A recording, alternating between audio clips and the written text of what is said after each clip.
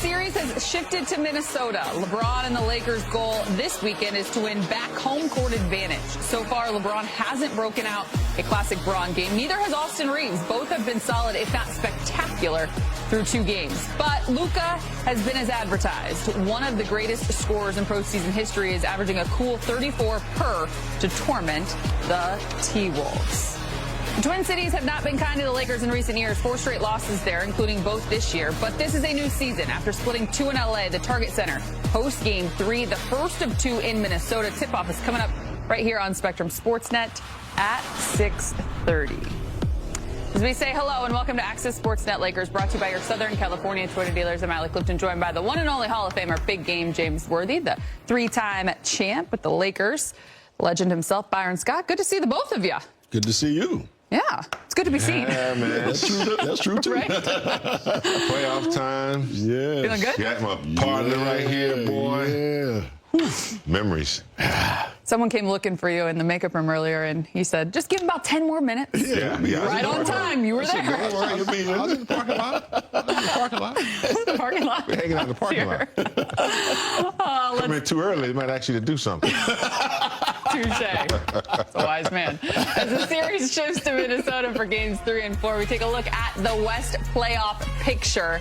How about that Thunder-Grizzly game last night? The Grizzlies blown a 29-point lead as the Thunder take a 3-0 series lead. The Clippers routing the Nuggets to take a 2-1 lead, obviously 1-1 in this series, and then the Rockets and Warriors as of right now knotted up at 1 apiece. So as the Lakers shift this series to Minnesota, we talked about it a little bit the other night in the post-game show, obviously needing to carry over that intensity and that focus from game 2 to game 3.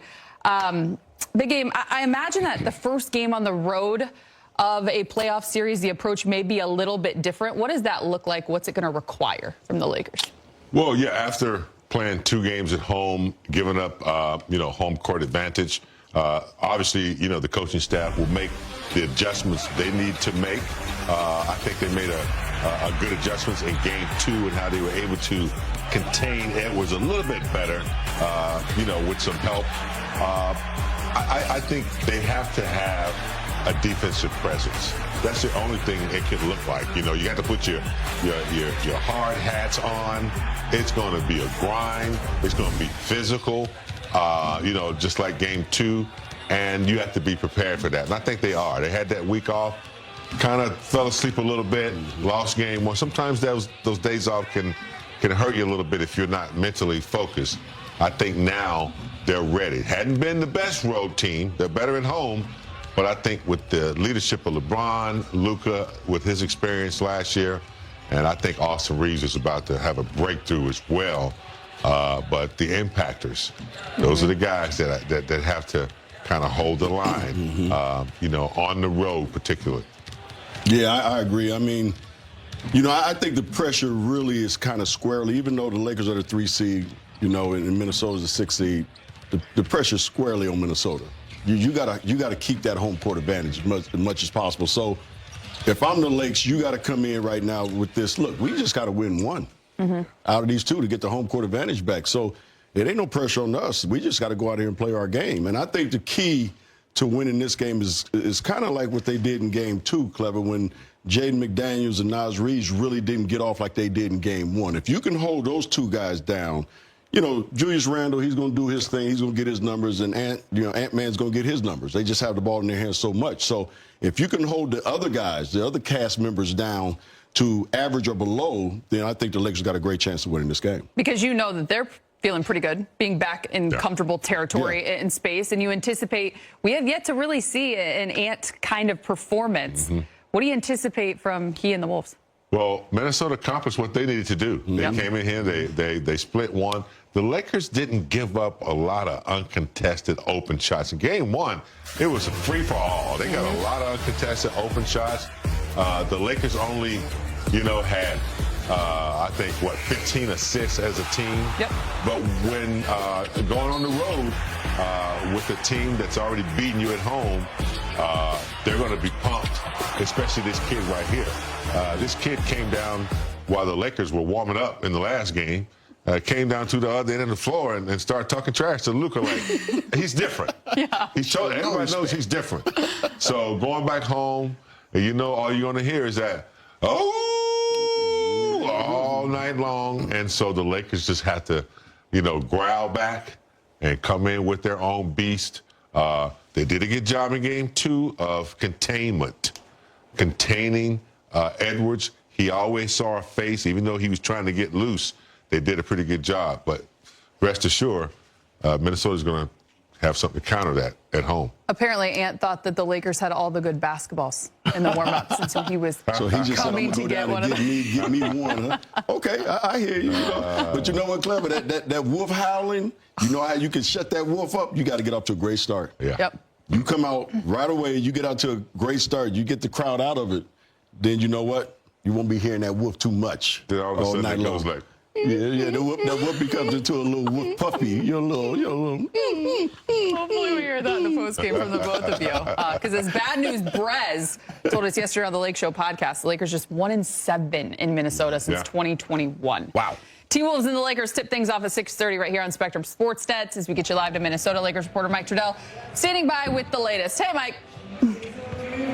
Hey guys, welcome to Minneapolis. It hit home for me when Byron was just talking about the crowd, because in this building, just trust me as somebody from here, crowd can get a little bit nervous if the road team really starts to cook. All right, it's different in places like Los Angeles that have the history of the championships and the crowds kind of know what the team needs at a time. There does tend to be that feeling in this building, and certainly Luka Doncic knows that from the Western semis last year. And of course, he was able to hit that shot not too far from me over Rudy Gobert. So we'll see how all that plays out as the game gets going. Now, just in terms of adjustments and technique and those kind of things, I did ask JJ, what did he see from the first 2 games that he feels like is most important as the Lakers come in here to start game 3? So here's JJ. I thought in game 2, just our paint touch rate was significantly higher, and we got to continue to do that, even though there's a lot of size down there. I think throughout the year, when we touch the paint versus when we don't touch the paint, it's a significant difference in PPP. So I think just continuing to look for opportunities to create some thrust and get downhill, and we did a better job creating transition opportunities, and some of that obviously was we were getting stops. We didn't get any stops in game 1, so that's just it was hard to score on them. So that we got to emphasize those 2 things. Anyone who watched game 2 would have gotten a feel for just how physical playoff game could be, how intense it could be. Obviously, your experience as a player as well. LeBron has never missed a playoff game. 289, I think it would be 290 tonight. Jason Tatum had a streak just end at 114, which was pretty impressive in his own right, but about a third of it. I just wondered if you could add it or give us any perspective on that aspect of what he's been able to do in his career. I think it is very impressive, and if you think about the 10 finals runs plus, I know there's at least 1 conference finals in there with Cleveland, another one with LA, so 12 times in 22 years. I think that's correct. I don't know every single year what LeBron did. I'd have to really think about it, but I think that's right. Yeah. So, what is that? 55% of the time he's playing an extra 2 months, and that's not only the intensity, but the games aren't necessarily spaced out. You got a very intense games in a short amount of time, particularly after you get past the first round. Those next 2 rounds are pretty much every other day, and I think it's just hard. And you particularly in the last 7-8 years, as the game has changed, the wear and tear of playoff basketball and playing that way is